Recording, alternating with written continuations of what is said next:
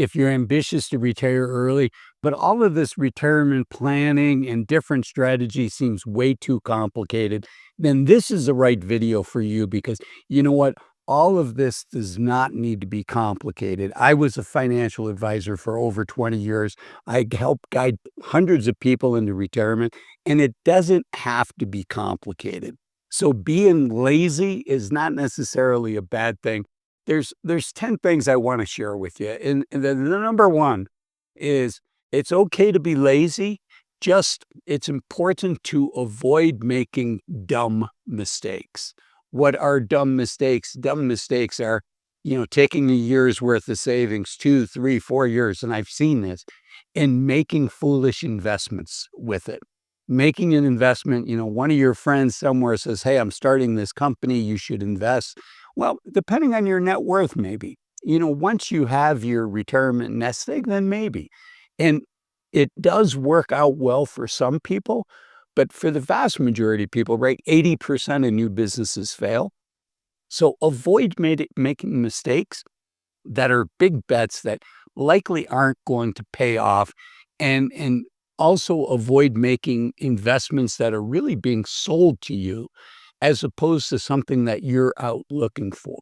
So if somebody comes to you and says, "Hey, I've got this great investment, it's got all this upside of the stock market, but it's got less of the downside," you know what? There is no free lunch, and that's something probably that pays a high commission, and the person that's talking to you about it is selling it to you as opposed to you having done your research up front. Okay.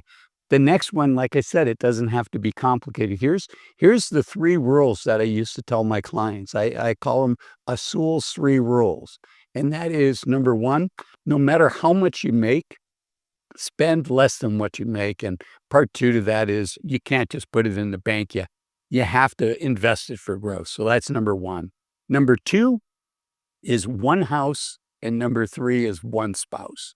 Now, I say that kind of in jest, but divorce can be one of the most expensive setbacks for somebody that wants to retire early. So sometimes if you're lazy and maybe your relationship's not going as well as you want, sometimes the laziest path, the easiest path is actually to double down and put in extra work to make that relationship work if you can. Not all relationships are going to work. I know that. Okay.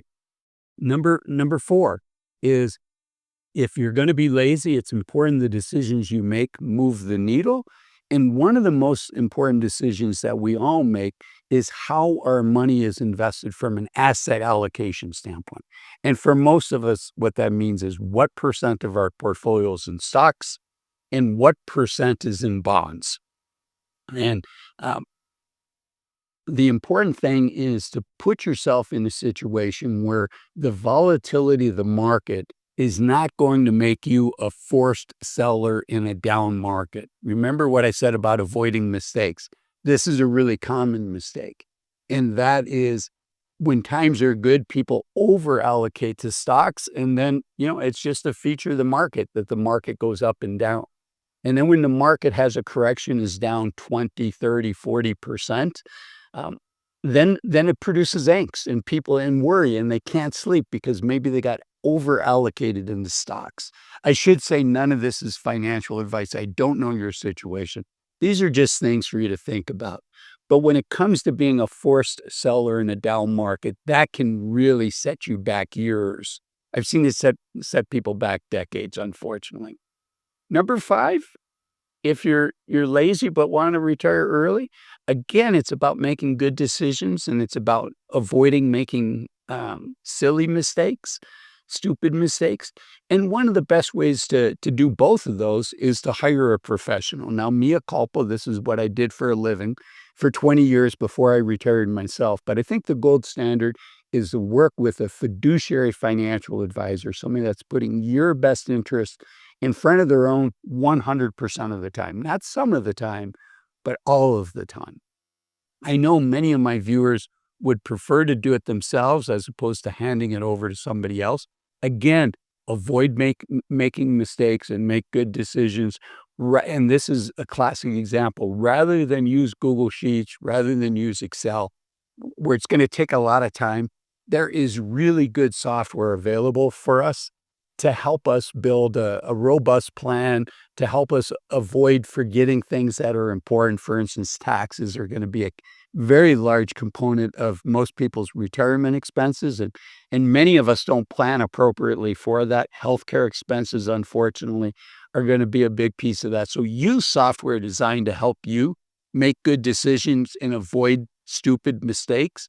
The software that I like is called Bolden, used to be called New Retirement. It's good even if you're 20 years away from retirement to help you plan for that day. And if you're in retirement, it's super useful. You can find a link to Bolden in the description to this video. I am an affiliate, so you'll be supporting the channel. Okay, the next one.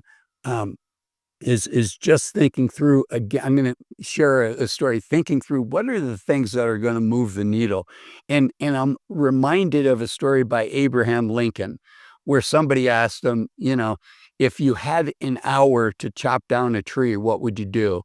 And Honest Abe says, I'd spend the first 30 minutes sharpening the saw and the next 30 minutes chopping down the tree. And I think it's important for all of us to keep our, not saw, axe, uh, in Abe Lincoln's case. I think it's important for all of us to sharpen our axe so that every strike we make against the tree does as much for us as possible.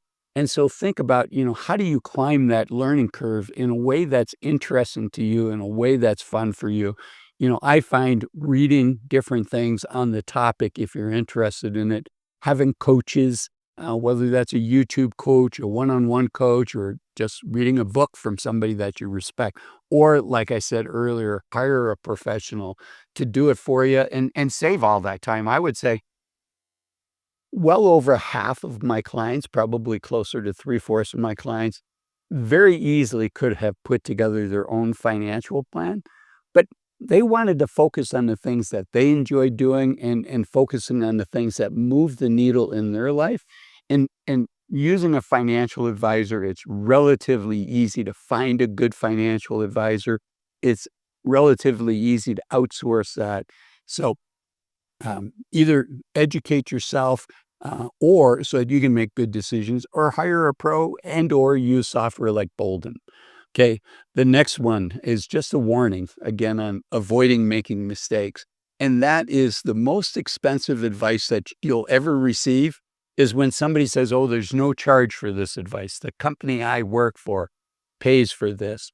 Well, if there's no charge for the advice, it's highly likely that the company that that person works for, that their products, their investments are what's going to be in the recommendations. That's not what you want. You want somebody that has access to everything, that's looking at your situation, saying, based on your situation, this is what's best for you. Number 9 is, as much as all this has been talking about finances, if you want to retire early but you're lazy, I encourage you to focus on your health, because our health is much more important than our wealth. None of us want to be regulated to a bed when we retire, and we can't go on and do the things that we enjoy. So that's a super smart decision, is to focus on your health. And then finally, number 10 is to really focus on the 4 most important decisions in your life. Some of these might be behind you already. Some of them might be in front of you. But in my opinion, from my journey, the 4 most important decisions I made was who I married, whether we had kids or not, to focus on my health. And then the last one was to make the decision about when I was going to retire. And that's why I made this video here. Why waiting to 65 to retire might be a big mistake. Thanks for watching this video. Bye-bye.